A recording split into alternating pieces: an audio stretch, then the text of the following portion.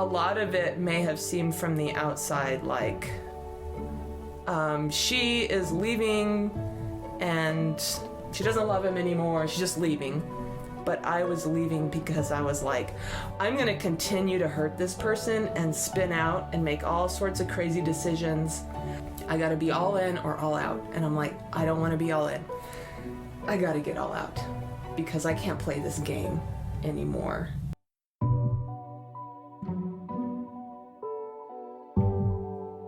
You're listening to Shall We Unpack This? With your host, Leilani Carrasco.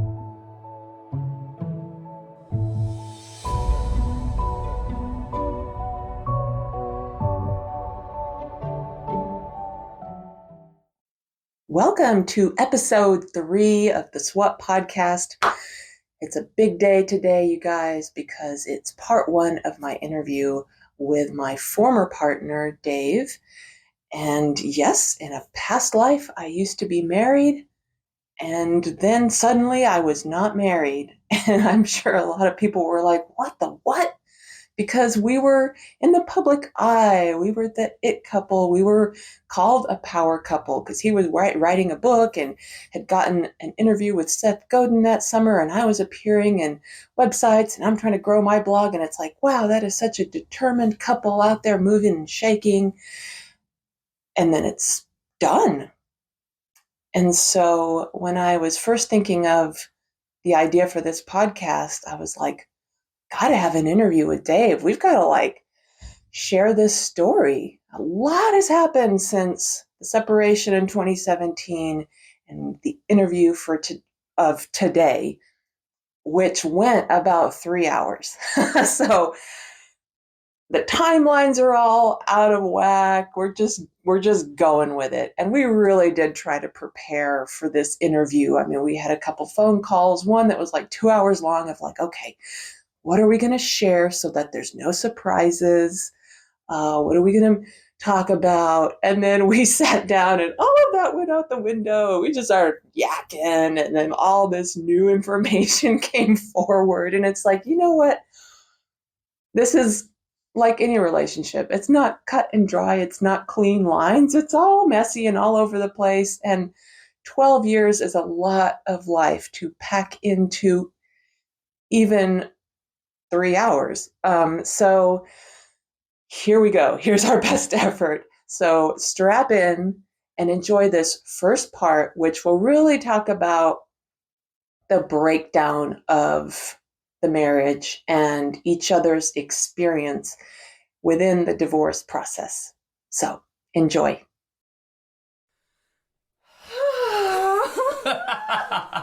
This is so crazy. And I'm so nervous because there is so much to share.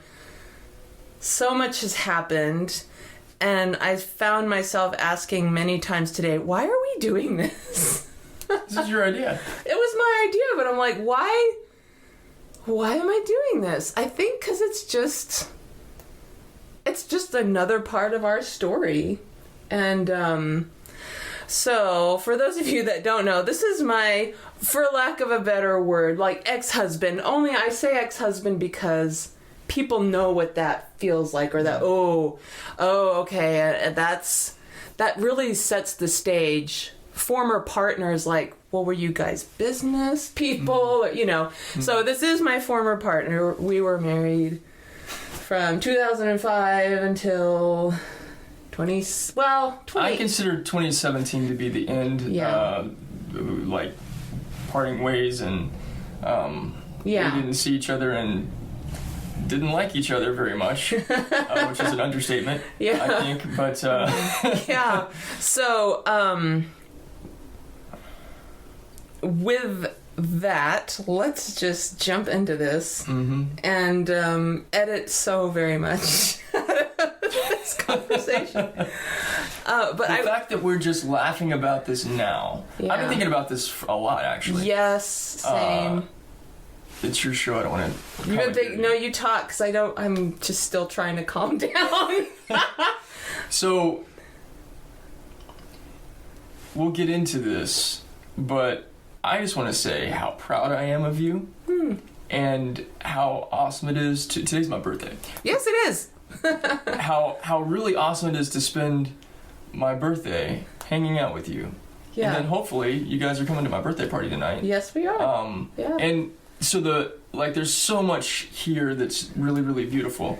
And one of the things that I keep circling around about, and I've been talking about you, and my excitement about getting to sit here and do this with you, is it wasn't that long ago where I didn't hate you, but I didn't like you. Mm-hmm. And I felt a lot of animosity from you. Mm-hmm. That some of it was expressed and some of it wasn't. Mm-hmm. And there was a long period of time where we didn't talk at all. Mm-hmm. 2017, March, April-ish, till probably 2018-ish, maybe? Yeah, and that was only because we had to. Did you find out about the court date that we were supposed to have prior to 5 minutes before we were going to go in the room? No. You didn't. I knew that because I was there. I was the first one there. I don't know where, and I was nervous about you being there because I hadn't seen you in a year, and there was all that tension. We were about to go get divorced, something I never thought would ever happen. And so my anxiety's super high, but I'm trying to keep it all cool, and I've got my cup of coffee. My attorney gets off the elevator and comes over, and she's like, where's your, former, and I'm like, I don't know where she is, but he's over there dealing with another client, and he just totally bailed. And so she goes over, talks to him, and then she comes back and she says, he's claiming that his server crashed, and he didn't know that today was our court date when we had given you guys an offer 3 days before. And he wants to know if you'd be willing to cancel today's hearing and postpone it to next week. And I'm like, no, I never want to go through this experience again. This is the only day off I have all week long. I can't ask off for another day, so he's got to sleep in the bed that he made.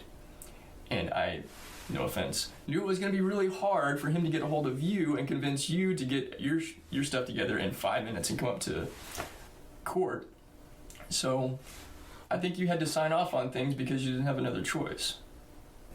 Okay, because I remember that afternoon him texting me and saying, hey, we don't have to meet for court, and they're willing to settle. So he never called you? I got a text, yes, but it wasn't posted that way. It was, hey, we met, you guys don't have to go to court, we met together, and we were able to have reached some terms so that we can... So it's worse than I thought. Let's edit this out, because...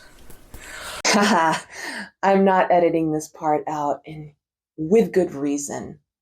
Nobody prepared me for how messy lawyers can make the situation. Yes, we need divorce lawyers, and they spare us from having to interact with the other partner, especially when we are raw and at heightened emotions. But it slows the process way down. And it invites voices that may not have otherwise been there into your ears, and it makes you even more suspicious of the other party. I really wanted to keep this part in the interview to show you that you never know what's on the other side. You never know what the other person's experience is or what the truth is. You can think you know it, but you really don't. This was my first time hearing what really went down in the whole divorce process. And it's done now. It's done. That's the silver lining to this whole thing is eventually divorces wrap up and they're done. And ours was relatively quick. I think we were done within 8 months. But just by very nature, divorces are messy. They can even be nasty. And you just never know what is happening on the other side. Wow. So because this is not something we've talked about. I'm so sorry. No, and it's just gonna have to go. If anything, whatever it takes to flesh out the stuff on top. Yeah. So, I'm sorry. I was trying to hire you at the beginning. No. Yes. Whoa, why did we get lawyers anyway? Okay, so I do want to say this. The whole thing that I got an attorney really pissed you off and created a lot of like tension, and we can dive into it if you want to. But. Yeah. Okay, so this will be like the 5th section of our interview. I'm sorry to like just kind of like pull this in.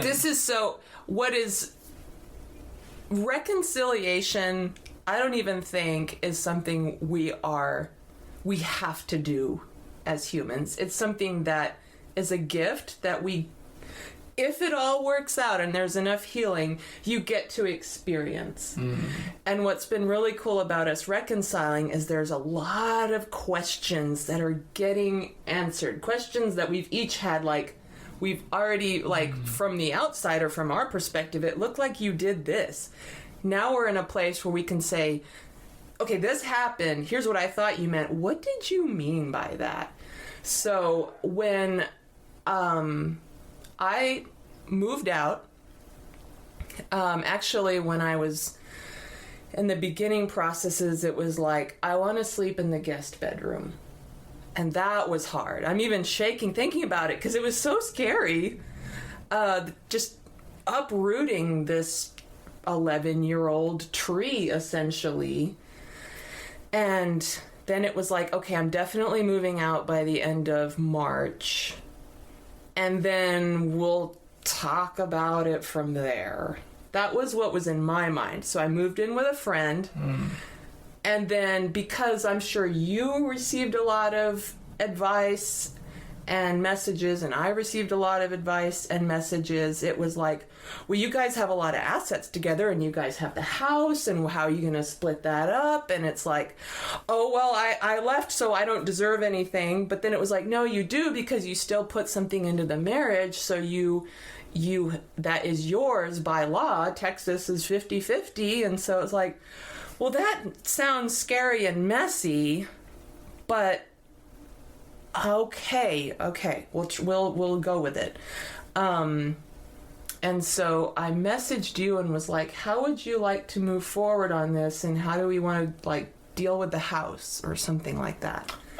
This is not something we've talked about either. No. So so it's fun because 2 weeks ago, when we set up today as the day, I wanted to make sure that you're like, can we get on the same page? I wanted to make sure that we weren't going to be introducing things to each other that we hadn't talked about yet. But I'm totally done with this. And in the first minute, hey, you're so. But I'm the one that brought this out because I take responsibility. It's really totally interesting. Fine. So and it was in that moment of like learning my self-worth and speaking up, and so I'm like, okay, well, I think this will be good to ask for my half, because that feels like a step forward into self-worth. And so yeah, I sent you that text about what do we want to do about the house. Yeah. And then the next thing I knew, you had gotten a lawyer. I was like, wait, we were going to get lawyers? I thought we were going to like just go to get a mediator and talk about it from there and this. And then I don't know if you meant this or if this was in the confusion, but by this point, my first response, I need to like bring up a picture of a horse that's like, you know, when a horse is spooked and they're like, and their eye is like rolled way back. Yeah. I spent most of our interactions with the horse face, just like I need a cutout horse face. Wow. Okay, I'm glad that you're giving me this visual, because that's not the visual that I had. No, yeah, like no, spooked as fuck. And I was like, he's out to get me. He's out to get me. He got a lawyer. What does that mean? And so when you said, hey, here's the deal, an officer is gonna come and serve you papers. And you can, I don't want that to be awkward. I think you kind of wanted to spare me from the officer coming and serving me papers. Cool, that sounds great. They can be mailed instead, these other documents. I tried to understand them as closely as I could, but lawyer speak.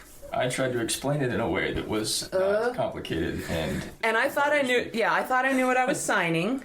And then I went to the bank and had them notarize it.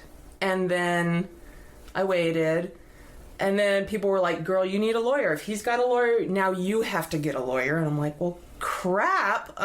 This is crazy. Okay. So I met with my lawyer and he was like, well, did you sign those papers? I'm like, yeah, I got them signed, notarized, like, because I opted out of having the sheriff deliver papers. And he was like, well, you, in doing that, signed all of your rights away. I was like, wait, what? Like, what?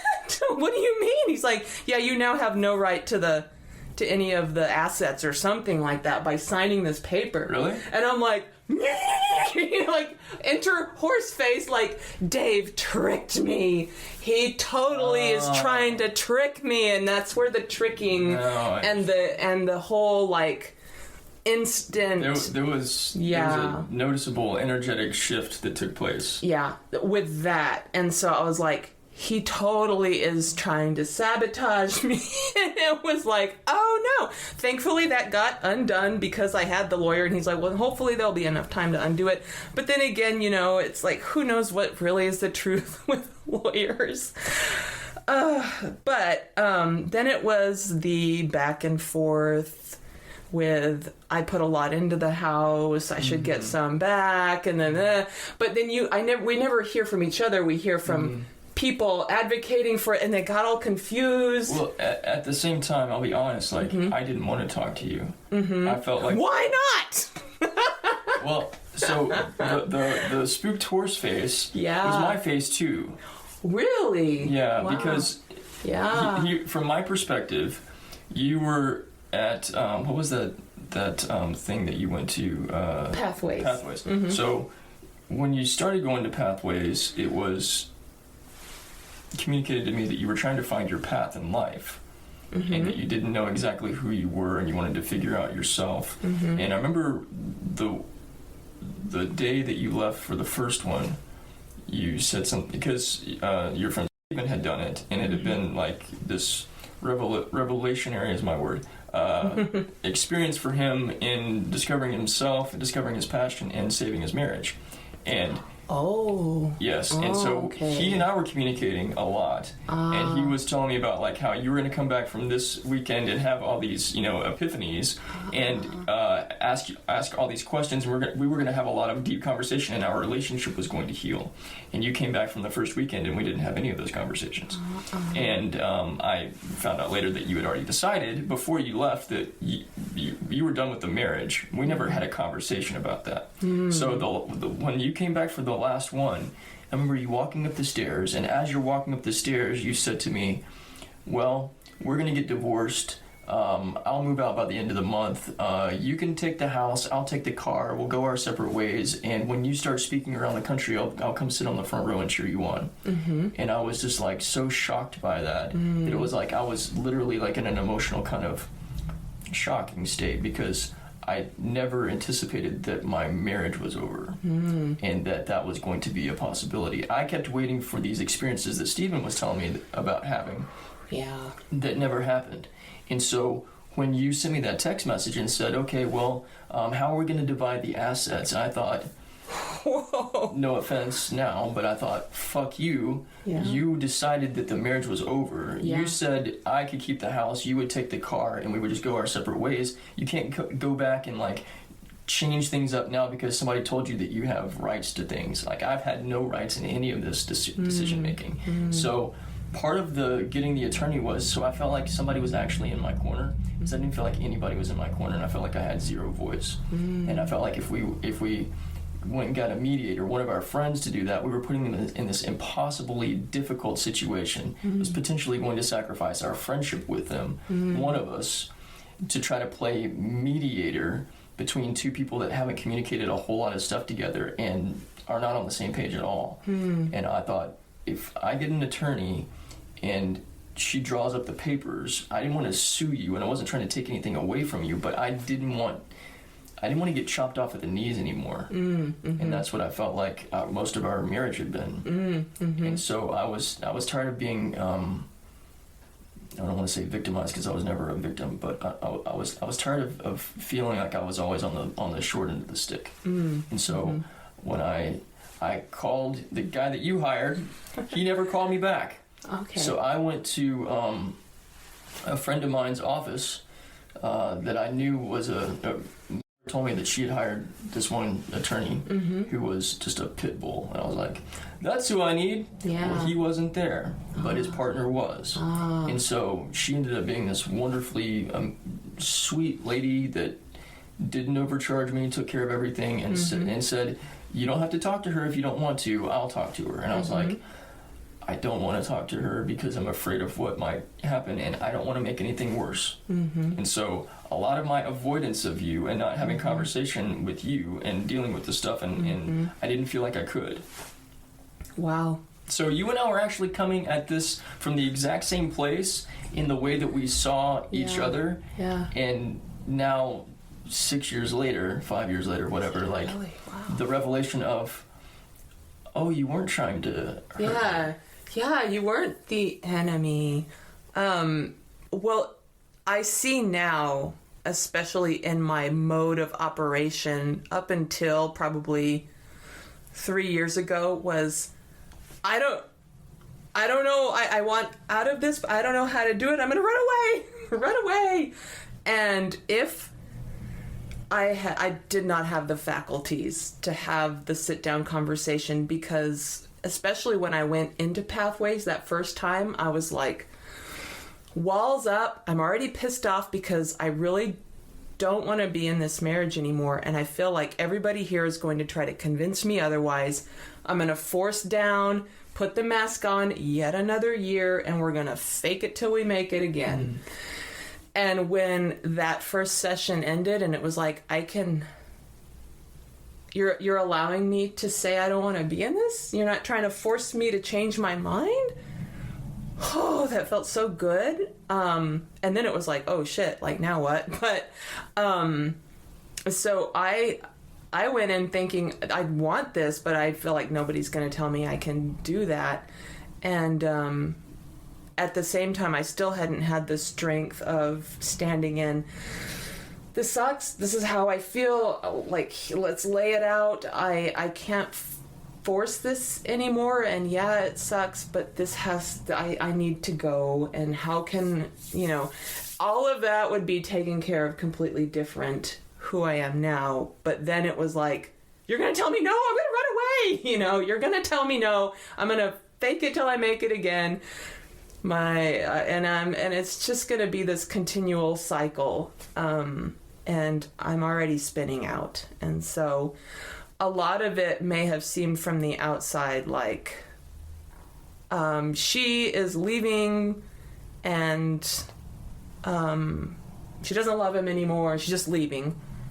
It looked like that, but I was leaving because I was like, I'm going to continue to hurt this person and spin out and make all sorts of crazy decisions. I've got to be both feet in. No more riding this line in my spirit and mind and body and heart.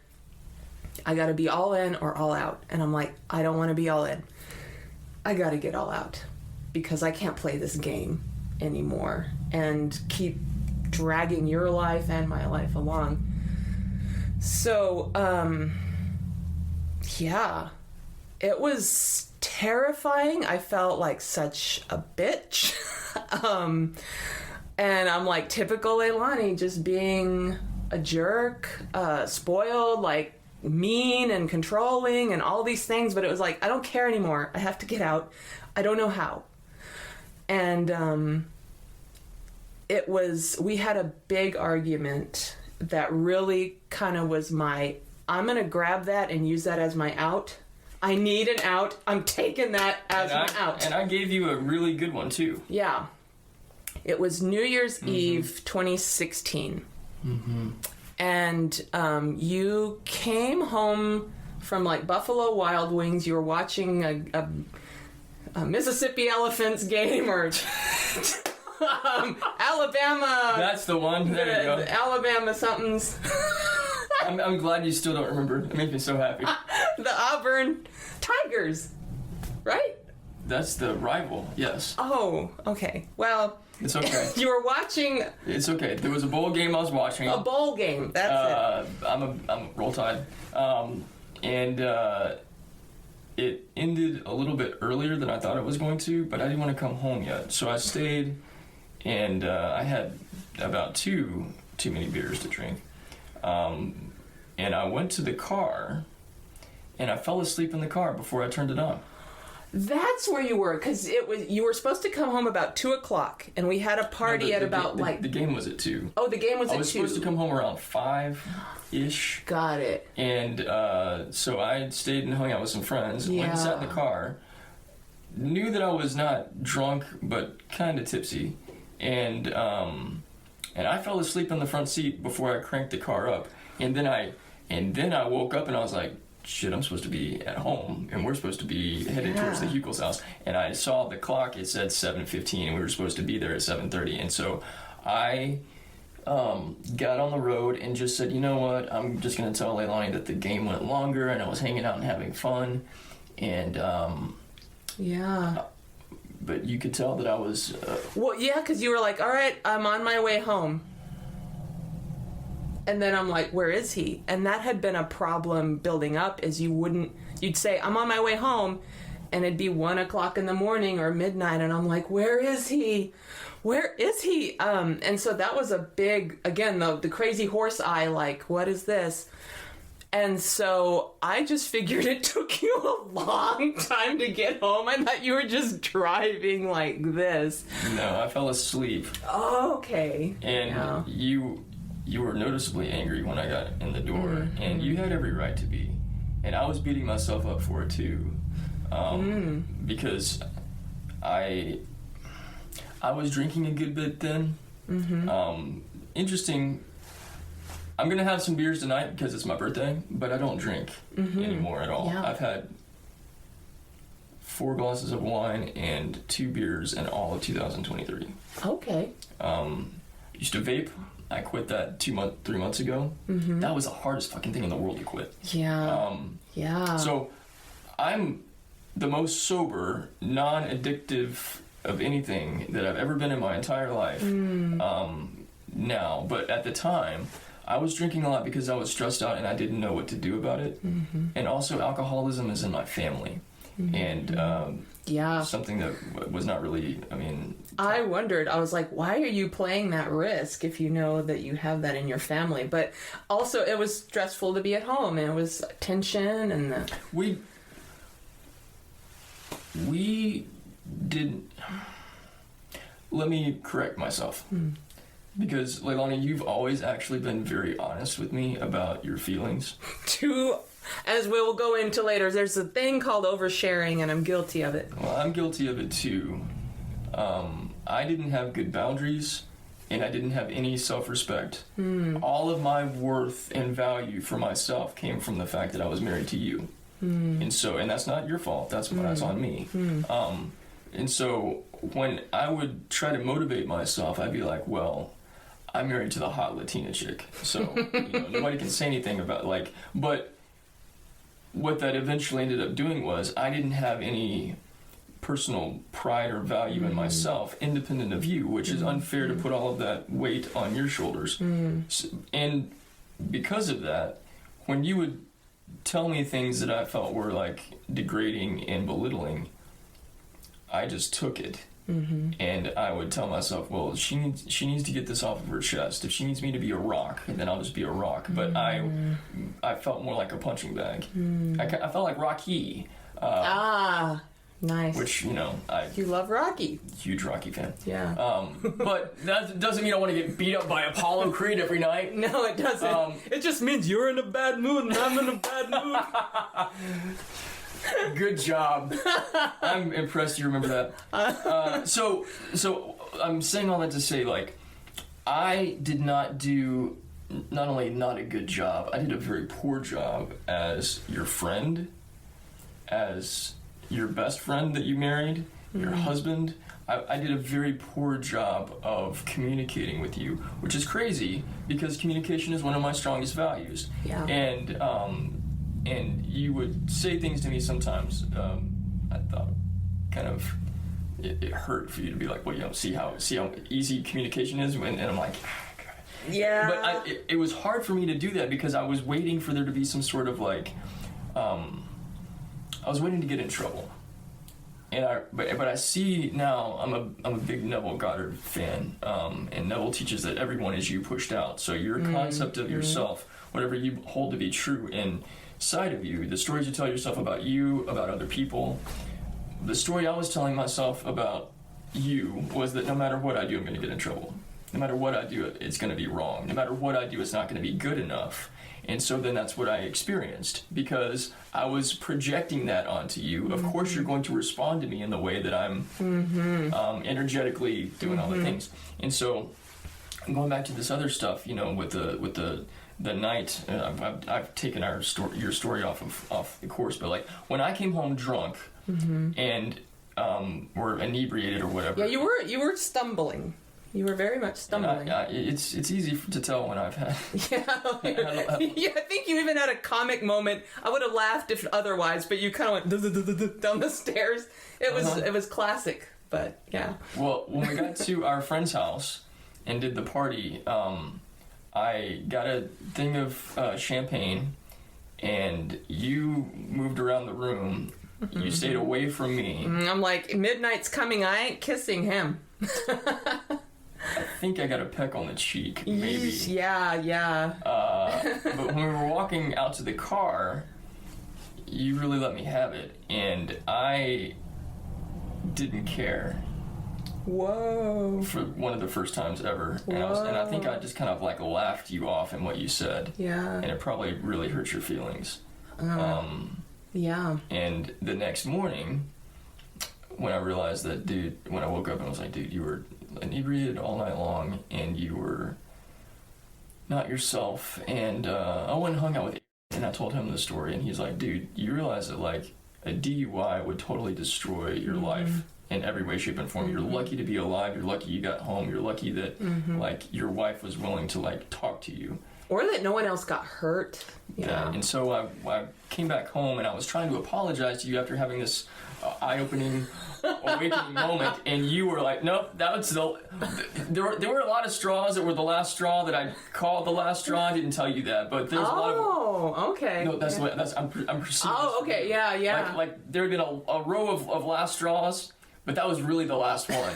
And no amount of apologies, no amount of like, I promise to change, none of that stuff was going to change your mind. It was over.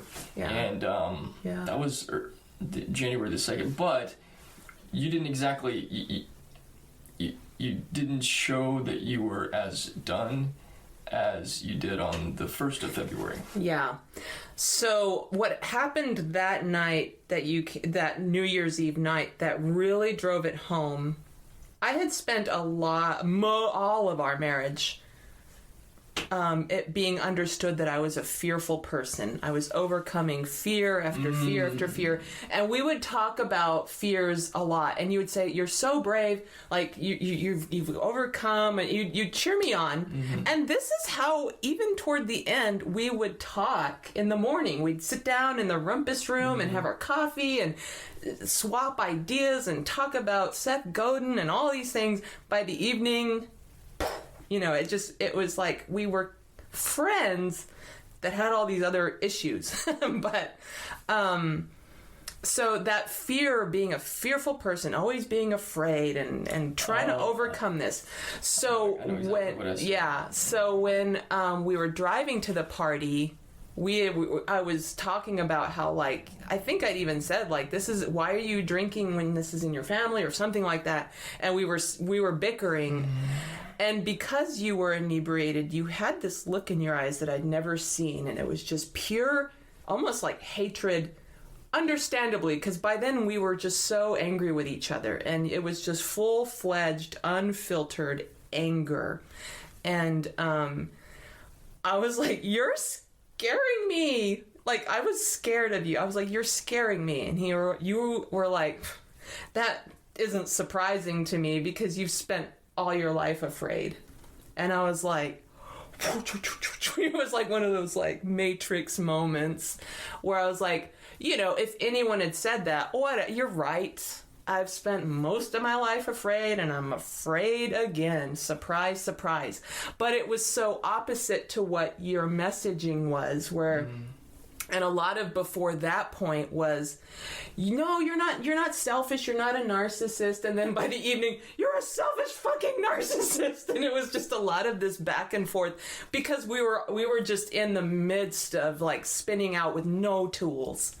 And we had friends that were like parents to us, but like the Kaufmans, but we together weren't like unified in trying to have other people like work with us in our issues that we it was really a me versus you sort of thing, but we were also doing me versus you in our own minds all the time. Absolutely. Constantly. And so I heard that and I'm like, I no longer have an ally. This is done. And so I just didn't, I had a moment where I'm like, I'm pretty good about getting out of bed the next day and like whatever, move forward, put the face on, figure it out, write a blog post about it to convince myself we're good and then move on. I didn't want to get out of bed. I was like, I don't have any inspiration to get out of bed. I stayed in bed a long time that day thinking, how do I get out of this? I don't know. I am scared at even the thought. I want it, but then all the middle steps in between sound terrifying. So, just show me little steps. I don't even know. Just show me the way. And the next day is when I got, I think when you were with Aiden, I got a little whisper, go into the attic and just divide your Christmas ornaments. And I was like, you could have taken all of the Christmas ornaments. Because I don't do Christmas. I don't either. But it was something small. I'm like, okay. So I went into the attic and our Christmas shoe box. Yeah. But you still had baby ornaments that your mother had given you because, those are important. And I just divided your ornaments and mine. And I'm like, whoa, this is heavy. This is scary. This is all I can handle today. I'm going to put it away. And I think that was a good practice because it's like, okay, take something sentimental. Do you really mean what you mean? Okay, well, here's a small task. If you can handle that and you still come back and want more, then we'll give you more. And then it just kind of like sifted that desire. And so then a couple days later, I was ready to, okay, what else do I need to do? Go back to the attic, just separate your photos. That was hard because our wedding pictures and pictures of your childhood and my childhood, I'm like, oh God, this is so scary and hard and sad. This is sad, but I still want to proceed with this. So I'm going to just leave them there. And then the next thing, it was like, okay, slowly divide this and slowly divide that. Of course, I could have been talking to you about this, but again, it was like, I'm going to do what was normal for me, the sneaky. No one's going to say yes to me. I still want what I want. I need what I need. I'm going to sneak to get it. And so I was doing my sneakiness, but in a way it was therapeutic and helpful. And that was just how I slowly backed out. And I was thinking, I want to leave. I'm going to leave. But I have all my photos all over the house. And that's going to be hard. So I'll swap those out and put his family into the photo albums and just slowly, leave all the rest of my shit around the house, but the photos at least. I didn't notice that until the day that you left, though. Like when the day that you... I'd never had a panic attack before. Yeah. And I knew that was the day that you were moving out. And I got in the car... And I sat there and I was shaking. And I called my sister and I said, I feel like I'm about to jump off of a bridge. I don't want to jump off of a bridge. That's not what I'm wanting to do. That's what I'm feeling like I'm about to do. And she said, you're having a panic attack. You need to get somewhere where you can be safe around people that are trustworthy. And I was like, well, I'm about to drive. She's like, wherever you're going to go, get somewhere safe and let me know when you're there. So I went to Monk's coffee shop and I was there all day long. And I kept seeing all these people that were like, oh yeah, Leilani's doing this and this and this. And she's so inspirational. And I was just like, how do I tell you that she's leaving me today? And the reason why I'm here is because my life is over and I don't know what to fucking do about it. But I can't say anything because don't talk about this stuff. Yeah. Anyhow, I didn't notice until I got home that every semblance of our relationship, friendship, marriage, otherwise, was gone. Mm-hmm. All of the pictures, all of the photos, all of the things that we had to get, any sort of togetherness. It was like you had been this ghost that lived inside the house, and I had the memories, but I didn't have the person. Mm-hmm. And that's so. If you had been doing that ahead of time, I had no awareness of it at all until I came home that day, whatever, March the 20-somethingth, and Yeah. There was a lot of things that I was like, surely he's going to notice this, and you didn't. We were living separate lives too. Like, you were upstairs in your office, and I'm doing this down here, and you're doing this up there. It was just like, in fact, it was a friend that called me out on that about November 2016, November-ish. She was like, what's with you and Dave? Because everyone else was like, you guys are great. You're a power couple. You're building, you're moving, you're shaking, you're doing these things together. And I'm like, we're over here doing our things. And then we come together, for like face value, I guess, or just a show. I don't, not meaning to, but it happened that way.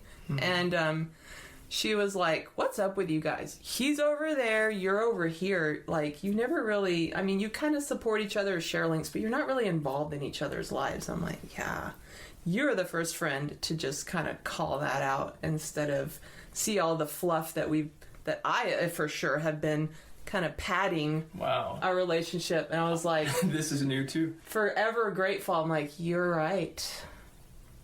Yeah. So we're introducing new things.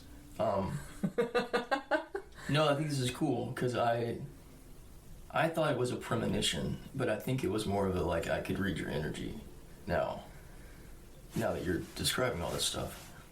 Do you remember the last Christmas we had at your parents' house? Your mom's house? It snowed. Right? No, it was 2016. Mm-hmm. Yeah, and we got that weird like cat paw that was like a back scratcher or something. I think I still have that. Yes, it works. It's pretty good. Yeah. I think 2015 was the snow. That was awesome. Yes. So there were two things that happened. The summer of 2016, we went swimming one day at Hardin Simmons, and I remember holding you in the kind of section close to where the divider line is for the deep end, and had this premonition that said, this is the last time you'll have this experience. Whoa! And I sometimes get these weird premonitions, and usually they're about people dying. And so, when Michael Jackson died, I knew he was going to die 2 months before it happened. It just popped into my head. Whoa. There's been a couple other famous people that, like, before they die, like, just get this thing like they're going to die really soon. And so when these premonitions happen, it's always been death involved. And I thought I was going to die. So I'm holding you in the pool, and I thought I kind of tried to tell you that, like, I had some sort of weird premonition, but I didn't. How do I say, like, I think I'm going to die? We're all splashing in the summer sun, partying. Hey, wife, I think this might be the last time you see me alive. Like, I don't know how to talk about that stuff. I didn't know what was going to happen. So, but when we were at your parents' house, we're at your mom's house, I remember being in the, I guess, dining room. Mm-hmm. I was standing next to her piano. And I have this premonition. This is the last time you will be in this room. And again, I remember the swimming pool experience, and I'm like, I'm gonna die. That's gotta be what this means. This is the last time I'm gonna be in this room. This is the last time I'm gonna have this experience. I'm never gonna go swimming with Leilani again. Oh, scary. And so I think I tried to tell you that I had this really weird premonition, but I didn't know how to say it, and I didn't want to freak you out. I didn't want to scare you. Yeah.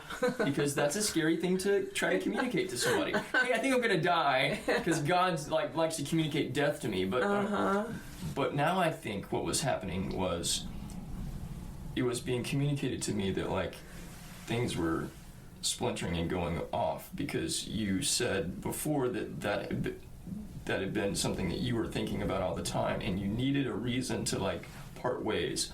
I hadn't given you that reason yet, but if it was Christmas time, we're 5 days away from me doing something really stupid. Wow. They gave you the reason to bum the nose. Yeah. So now that it's just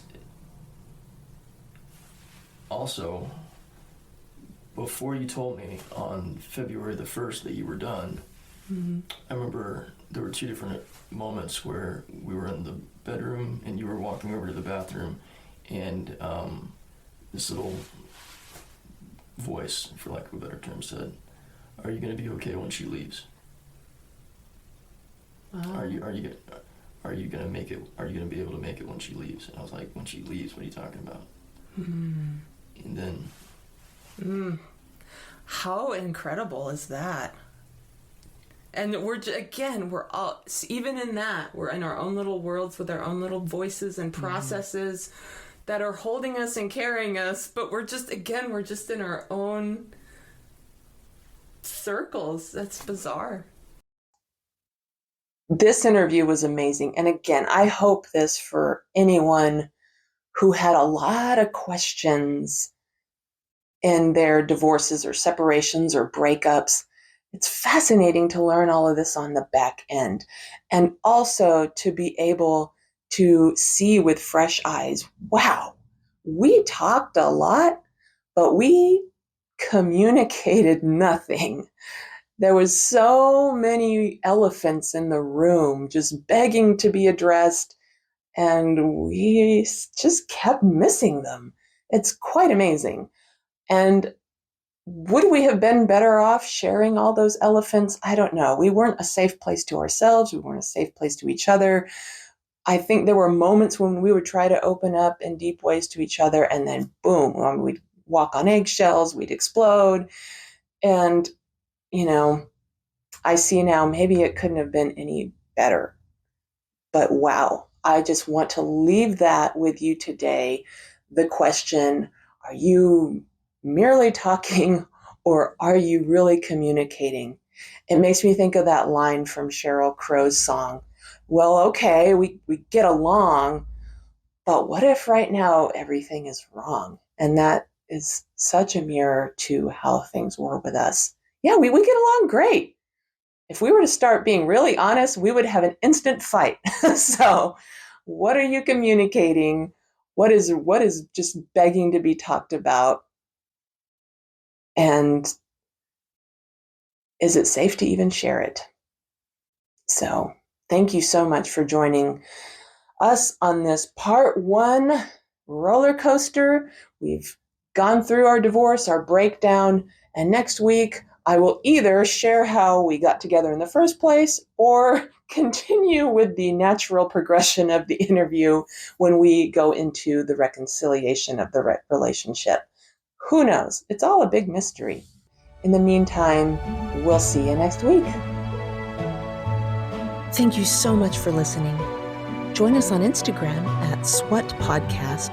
That's SWUTPODCAST for further conversations, insights, and behind-the-scenes content from today's episode. And for the complete viewing experience, tune into Shall We Unpack This on YouTube. We'll see you next week.